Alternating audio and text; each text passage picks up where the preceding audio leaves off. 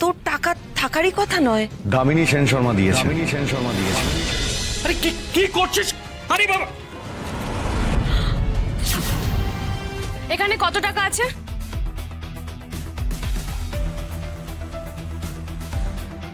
25,000।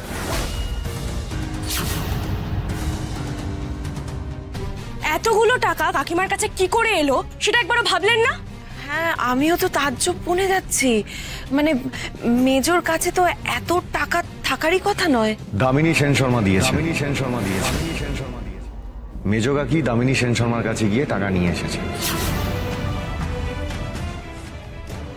কাকিমা দুঃখের কথা শোনানোর আর কোনো লোক পেল না, শেষে কিনা দামিনী ম্যাডাম। আর দামিনী ম্যাডাম কাকিমার দুঃখ শুনে এতগুলো টাকা দিয়েও দিল। এই পুরো ব্যাপারটা না আমার বিশ্বাস হচ্ছে না। আজই ডাউনলোড করুন আর এনজয় করুন আপনার পছন্দের শো।